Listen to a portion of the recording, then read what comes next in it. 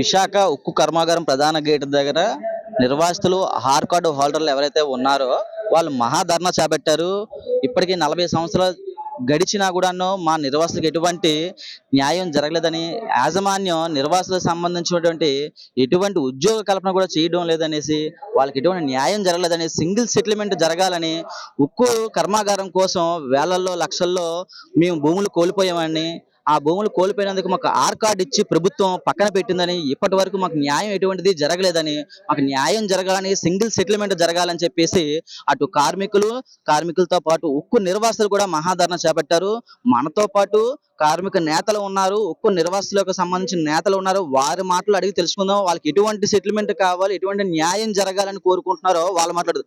చెప్పండి, ఇప్పుడు వరకు నిర్వాసితులు ఎప్పుడు బయటకు రాలేదు, కానీ ఇప్పుడు బయటకు వచ్చారు.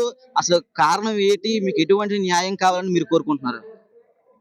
79లో గ్రామాలు తరలించడం జరిగింది. అప్పుడు ఆర్ కార్డులు ఇచ్చి మా పెద్దలు, మా పూర్వీకులు ఏదైతే ఉన్నారో వాళ్ళకి ఆర్ కార్డులు ఇచ్చి భూములు తీసుకొని వాళ్ళ దగ్గర మీకు ఉపాధి ఇస్తాము, ఇంటికి ఒక ఉద్యోగం ఇస్తామని చెప్పి ఆ రోజు ఆర్ కార్డులు ఇవ్వడం జరిగింది.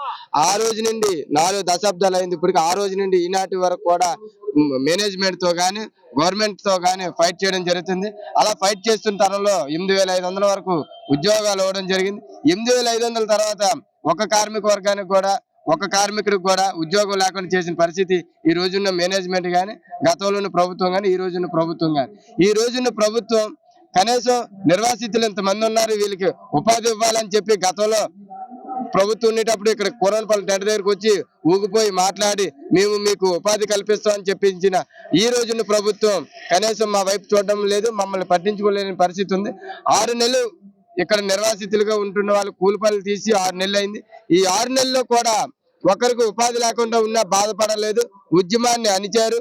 ఉద్యమం చేయనివ్వకుండా పోలీసులతోనే ఇబ్బందులు, అనేక రకాల ఇబ్బందులు పెట్టి మమ్మల్ని పక్కన పెట్టినా సరే ఈ రోజు మా ఆకలి బాధకి మా అంతలు మేమే ఉండలేక, మా వర్గం ఏ కార్మిక వర్గం పిలిచిందా లేకపోతే ఏ డీపీ లీడర్లు పిలిచారా అనుకోకుండా మా అంతలు మేము అందరం కూడా ఒక ఉద్యమంలా తయారయ్యి, ఒక ఉప్పెనలా తయారయ్యి ఈ మెయిన్ గేట్ దగ్గర ఉద్యమం చేయాలి, ఇక్కడ ఉన్న మేనేజ్మెంట్ ని ప్రశ్నించాలి, ఇక్కడ ఉన్న గవర్నమెంట్ ని ప్రశ్నించాలని చెప్పేసి మేము నిర్ణయం చేసుకొని ఈ రోజు ఇక్కడికి వచ్చి ఈ నిరసన కార్యక్రమం చేయడం జరుగుతుంది. ఈ ఆందోళన ప్రకారంగానే మాకు 1 టైం సెటిల్మెంట్ అంటున్నారు, మాకు ఉద్యోగం ఇప్పటి వరకు ఎంతమంది ఇంకా ఆర్ కార్డు నిర్వాసితులు ఉన్నారు, ఎంతమందికి న్యాయం జరగాలి? అసలు మీరు 1 ఎకరా భూమి కావాలంటున్నారు, లేదా ₹1 కోటి కావాలని డిమాండ్ చేస్తున్నారు. అసలు మీకు ఎటువంటి న్యాయం కావాలి? ఇంకెంతమంది నాయకులు నిర్వాసితులు ఉన్నారు, వాళ్ళకి ఎటువంటి న్యాయం జరగాలనేది ఒకసారి. ఇప్పుడు నిర్వాసితులు ఈరోజు మాకు 1 టైం సెటిల్మెంట్ ఇవ్వాలి, లేదా మా భూములు మాకు ఇవ్వాలి, లేకపోతే మా స్టీల్ ప్లాంట్లో మా ఉద్యోగం కల్పించాలి, మేము భూములు త్యాగం చేసిన నిర్వాసితులు అనేసి ఈరోజు పిలిపివ్వడం జరిగింది. ఆ పిలుపుకి సిఐటి సంఘంగా మేము కూడా మద్దతు తెలియజేస్తున్నాం.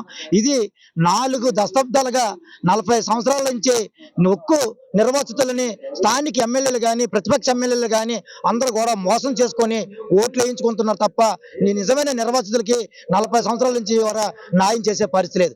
మేము ఒకటే అడుగుతున్నాం, ఇప్పటి వరకు స్టీల్ ప్లాంట్ లో 16,500 మంది ఆర్ కార్డులు ఉన్నప్పుడు మిగతా 8,000 మందికి ఇచ్చి ఇంకో 8,000 మందికి ఉద్యోగాలు ఇవ్వనందుకు మేము ఎంతో బాధపడుతుంటే, ఒక పక్క కాంట్రాక్ట్ లేబర్ లో మేము పనిచేసుకుంటే ఈ రోజు అదే కాంట్రాక్ట్ లేబర్ ని, అదే డిపి ఎంప్లాయ్మెంట్ ద్వారా వచ్చిన అదే ఏదైతే స్థానిక చేసే కార్మికులందరినీ ఈ రోజు కూటమి ప్రభుత్వం వచ్చి తన ప్యాకేజ్ ముసుగులో నుంచి ఒక నిర్వాసితులందరూ చూడకంటేనే స్టీల్ ప్లాంట్ లో తొలగించేశారు. మరి కాంట్రాక్ట్ లేబర్ గా కాంట్రాక్ట్ మాడితే కార్మిక విధానంతో, కార్మిక సంఘాల సపోర్ట్ తో ఈ స్టీల్ ప్లాంట్ ని మేము పోరాడుతూ కాపాడి కేంద్రానికి సుమారుగా 50 లక్షల కోట్ల రూపాయలు పన్ను రూపంలో కేంద్రానికి మేము ఇచ్చాం. ఈ రోజు నిర్వాసితులను చూడకుండా వేరే రాష్ట్రాల నుంచి, ఇక్కడ ఉన్న నిర్వాసితులని స్థానికుల్ని తీసేసి వేరే రాష్ట్రాల నుంచి జార్ఖండ్, ఒరిస్సా, ఛత్తీస్గఢ్ నుంచి, బీహార్ నుంచి తీసుకొచ్చి ఇక్కడ కార్మికులు పెడుతున్నారంటే మరి భూములు ఇచ్చిన నిర్వాసితులు ఏమైపోవాలి? కాబట్టి మాకు ఉపాధి లేకపోయి, ఉద్యోగం లేకపోయి, మరి మా భూములు ఇచ్చిన పరిస్థితుల్లో మాకు ఒకటే నిదానం, ఈ రోజు మా భూమి మాకు ఇచ్చండి, లేదా మా స్టీల్ ప్లాంట్ లో మాకు ఉద్యోగం కల్పించాలనేసి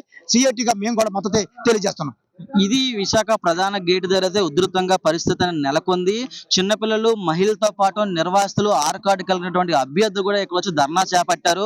ఉదయం 7 గంటల నుంచి సాయంత్రం వరకు ఈ ఉద్యమం కొనసాగుతుందంట. ఇక్కడ జరుగుతున్న పరిస్థితులు బట్టి ఉపాధి కల్పించాలని, వాళ్ళకి న్యాయపరమైన డిమాండ్ ₹1 కోటి పరిహారం ఇవ్వాలని, ఉక్కు భూముల కోసం అని మేము ఉక్కు కర్మాగారం కోసం అని మేము భూములు కోల్పోయాం, మాకు ఎటువంటి న్యాయం జరగలేదు, 40 సంవత్సరాలు గడిచినా కూడా మాకు ఎటువంటి ఉపాధి కూడా కల్పించడం లేదని చెప్పి చెబుతున్నారు. సంతోష్, RTV విశాఖపట్నం. చరిత్ర సృష్టించినోడు ఇప్పుడు ఆ చరిత్రని తిరగరాయబోతున్నాడు. అబద్ధాల గోడల్ని బద్దలు కొట్టి నిజాలను రాగా మీ ముందుంచబోతున్నాడు. నిజమైన వార్తల కోసం వెంటనే డౌన్లోడ్ చేసుకోండి రా యాప్ని.